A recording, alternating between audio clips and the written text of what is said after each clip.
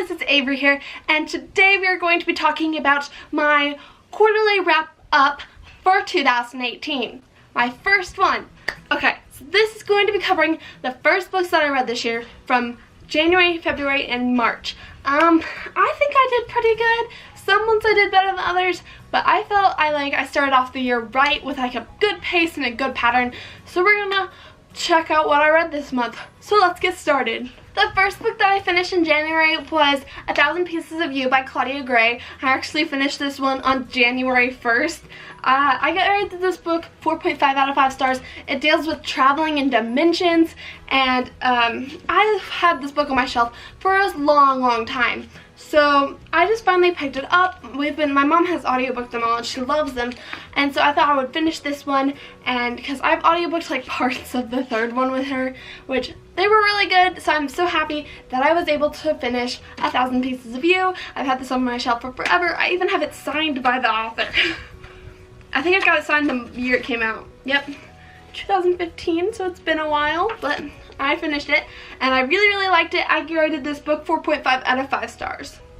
My second read of the year was Changes in Latitude by Jen Malone. I was given this book at RT way back in May of 2017, and I finally finished it in January 2018, but I really enjoyed this one. This one was a road trip sort of book, but stuck on a sailboat sailing from Washington down to Mexico, and I loved it. It was very good. I rated it 4 out of 5 stars. It had some little quirks to it that I didn't quite like she was very bitter most of the book, so it wasn't that fun to read, but I did enjoy it overall. I thought the romance was super cute, and just the story was fun to read, and the adventures while sailing, and her coping with the divorce between her parents and stuff, and it was very good, and I liked it. I needed something contemporary at the moment, so it was a good pickup for me.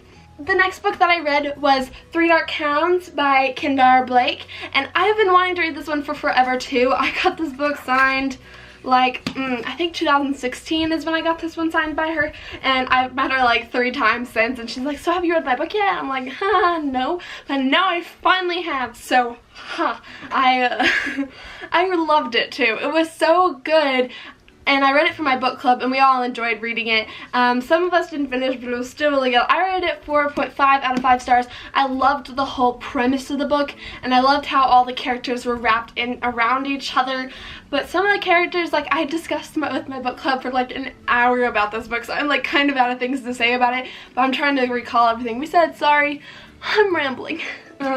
It's about 3 sisters. One has a poison power, one has the power of elements, and one has the power of nature, I think, and animals. Well, apparently they done goofed at one point. Just saying they done goofed. But it's them going through these trials pretending like they know how to use their powers, but half of them don't know how to use their powers, and it was so fun to read, and the entanglement between all the characters, and just the romance and the intrigue and the behind people's back sort of stuff. I really enjoyed this book. If you haven't read it, I highly suggest it. The second book came out, and I think they're working on a third, so I need to get the second book so I can continue on with this adventure. I liked it. And the last book that I read in January was Ace of Shades by Amanda Foodie. This one I read for RT Book Review, so I'll leave my review down below because I can't really say much because I want you guys to go read my review. But it was absolutely amazing. I read it really quickly, really enjoyed it. It was top notch. It wasn't like anything I've read in YA before, and I really enjoyed it. And my friend, Don't Go Breaker in My Heart, I think. Don't Go Breaker in My Heart, 6 of Crows Breaker, and she has a Bookstagram challenge going on right now where every day she's posting a different challenge related to Ace of Shades, so go check out her Instagram. I'll link that down below as well. But I love this book, so I'm so happy that this one is getting published. Go check out my review on RT Book Reviews. It's very good, and I loved it. So those were the 4 books that I read in January. Let's move on to February. The first book that I read in February was Shuffle Repeat by Cline. This is another book that I read for book club, but I read it in like a week. I was in the contemporary mood. I have those moments where I'm like, I'm downed by fantasy. I just need a fun contemporary to read. This is my fun contemporary for that moment. I've had this book on my shelf for a long time. I think I got it on my birthday, 2016 as well.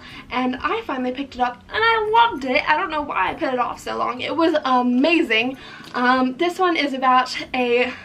This book is about June and Oliver, and June needs a ride to school in the morning, so it's her and Oliver fighting over what to play on the radio and growing closer and dealing with the family struggles because Oliver's parents are having issues and June's father's not around, so it's her mother being a single parent, but also having this boyfriend in the picture. So it's her dealing with that and just everything that comes with being a senior in high school and the last year and senior prank and prom and all these like wonderful memories, and it's such a good book. I liked it. It had a very eclectic cast too. All of June's friends were very different and weird, and I loved it. So go check out Shuffle and Repeat. I give this book 4.5 out of 5 stars. Okay, and then the second book that I read in February was The Way You Make Me Feel by Maureen Gu. This one I gave 4.5 out of 5 stars. I loved it. It's about this girl and her dad's food truck, and she loves pulling pranks, and it's her, I remember her best friend's name was Rose, but I don't remember her first name. It's about Clara, and she is a troublemaker, and she loves pulling pranks and everything, and she runs like a dance princess or whatever, or queen or whatever, I don't remember, and she pulls a giant prank that night and like drenches herself in blood, and Rose, who is like class president, gets good grades sort of person, throws a fit and they have a fight at the dance, and so they both get into trouble, and for punishment they have to go work on Clara's dad's food truck over the summer, and so they grow closer and it's their friendship forming, but Clara also gets a boyfriend and it's their relationship, but it's also Clara dealing with not seeing her mother because her mother is a travel journalist, but it's like she calls it an Instagram influencer or whatever, and so it's her dealing with her mom not being around and only her dad, finding best friends and like forming new relationships and losing her old ones, and it's just her growing as she's heading into her next year over the summer. It's a super fun like contemporary read, but it also has those serious vibes to it, but it also has those really funny moments when she's like crazy, and I loved it. It was so good. I read this one for RT Book Reviews as well, so my review will be placed down below, so go check that one out. So those were the 2 books that I read in February. Let's continue on to March. Okay, so if I didn't watch my book haul, in my book haul I bought a few ebooks to read for Spain, and the first book that I bought was Summer Nights by, didn't write the author name, it's by J.M. Sevilla, and she wrote this really weird, it's a romance book, but it was so weird. I read this one like 3 out of 5 stars. So weird. This book was so weird. It was so good that I couldn't put it down, but it was just so weird. Okay, so it's about this girl, and it's like kind of, okay, she described it as a very religious family, and then like it was just, I can't even, okay, she was a religious family, and their father made them dress a certain way, and they always had family dinners together, and the father picked out who they were going to marry and what they dressed like, when they could go places, what everyone could do in the house, and then like the father was abusive and he would like hit his family, and it was so weird and interesting, and all the people were homeschooled and they were taught how to cook and sew, and she was weird. Anywho, that's her family life, and she meets this girl and her brother and their friends one day at the park as she's riding her bike home, and they form a friendship, so now every Friday she goes and hangs out with these people, and that was her like chosen family. That's who her life was wrapped around, and it's her falling in love with her best friend's brother and their relationship story, and just her trying to find who she wants to be and defying her family, but also staying true to herself and still being with her family. It was so interesting and good, and I loved reading it just because it was so different from what I was used to. But it was so weird, man. Some of the stuff going on was weird. I didn't like how, like, I didn't like the religion part, because like they made it seem like religion was this daunting, bad, horrible thing when it isn't. I can tell you for now, I am a Christian, and none of that would have happened in my life at all. So it was just weird, and I didn't know, like, it said religious family, but it didn't like state a denomination sort of thing, so I don't know what was happening there. It was just very interesting for that aspect, and I just it didn't click with me, so I didn't like that. But the romance part was really good, and just certain aspects of it were weird. So if you want to go read that, it's an ebook. I got it off of like Amazon as a Kindle book, so that's where I got that one. And then the next book that I read was To Kill a Kingdom by To Kill a Kingdom by Alexander Christo, and this one I got at Texas Teen Book Festival as an art to review. This book came out March 6th. I didn't do a very good job of promoting it, which I should have, but I didn't, which I'm terrible. So I didn't finish this one in time. I finished it like the week after it came out, which was March 6th, and it was very interesting. Okay, I think overall I gave this one 3.5 out of 5 stars or 4 out of 5 stars. Not really sure, still not sure. Okay, so this book is, the way I was told it was going to be was sirens, pirates, and like adventure on the open sea. No, that's not what this book is. So the main character's name is Lyra, and she is the Siren Princess, and her mom is like the Siren Queen with the trident, and she rules over the ocean. And every year when she turns 18, she has to go kill a prince and steal his heart and collect his heart, and you get the power from the prince's heart or whatever. And so she goes and she kills the prince, takes his heart like a week or two early, and her mother is furious, and so she like casts a spell on her to make her human and sends her to the surface. But at the same time, Prince Lion is heading home, and he is a pirate, and his whole like job is what he wants to do is to go and kill all the sirens, because they're killing the people on the ocean and they're just causing a ruckus. So he wants to go and kill all the sirens because they're evil and he doesn't like them. And so when Lyra floats to the surface, he picks her up on his boat, and he doesn't know she's a siren, and she doesn't know he's the prince, like the siren killer. And they go on this like quest together to go find the Eye of Quito to like see who can rule the ocean or whatever. And oh my gosh, it was so crazy.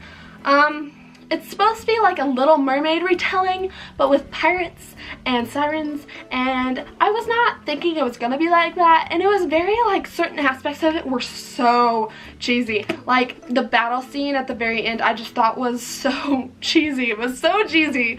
And like other parts of it were like at the beginning where I thought it was like all Little Mermaid retelling, and I was like, oh wow, I was not expecting this. But overall it was good. I liked it like as a fun fantasy read. Just don't go into it expecting like high fantasy, like adventure, yay. It's more of like a fun adventure, yay sort of book.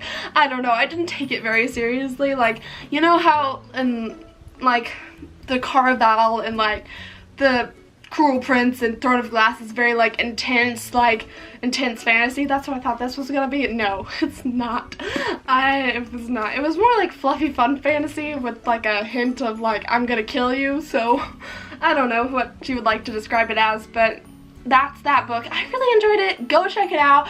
Go see for yourself what you think about it. I'm very wishy-washy on it, so just go check it out and tell me what you think about it down below, because I would love to know. And then the last book that I read in March was Broken Beautiful Hearts by Cami Garcia. I read this one in like 3 days. I loved it. I had an ebook of it, and I just like sped through it on my phone. Loved it. I kept thinking it was a Katie McGarry book, and I was like, this isn't Katie McGarry, but it was so good. It's about Peyton is a soccer player, and she's dating her best friend's brother, and she finds something in his car one night at a party, and he gets very upset about it and pushes her down the stairs, but he lies about it, saying she fell. And so the whole town believes that she just fell and she's lying about it. And so her mother moves her to go live with her uncle and her cousins in Blackwater Falls, I think Tennessee or something. And that's where she's going to do rehab to get back in shape to play soccer in the spring so she can keep her soccer scholarship. And then Owen Law is there, and it's also Owen's story as he is fighting in like UFA, or I don't know what it's called, UF something, and he's fighting like boxing, and it's their love story, but he also has problems of his own along with his parents' divorce and other things happening in his life. So it's both their stories mashing together and falling in love and drama of a small town Tennessee, and I really enjoyed it. I love Katie McGarry's books, and this book kept reminding me of Katie McGarry, so I think that's why I liked it so much. But Katie Garcia writes amazing contemporary romance books, and I also love her other book, The Lovely Reckless, so that's probably why another reason I liked it so much. So go check out Broken Beautiful Hearts by Katie Garcia. I rated it 5 out of 5 stars because I loved it. Okay, and then also I am reading Obsidio right now, so I thought I would finish it by the end of March, but it didn't happen, so I'll probably finish it at the beginning of April, so look forward to me talking about that in my next quarterly. But that is all the books that I read in January, February, and March, so I hope you enjoyed this video. Please give it a big thumbs up and subscribe down below, and that is all I have for you right now. I will see you again in April for probably... I'm going to North Texas Teen Book Festival, so I should have a blog up for that and a vlog up for that, and I'll probably do a video talking about it. I don't know. We'll see. And that is all I have for you right now, so I'll see you guys next time with a new video.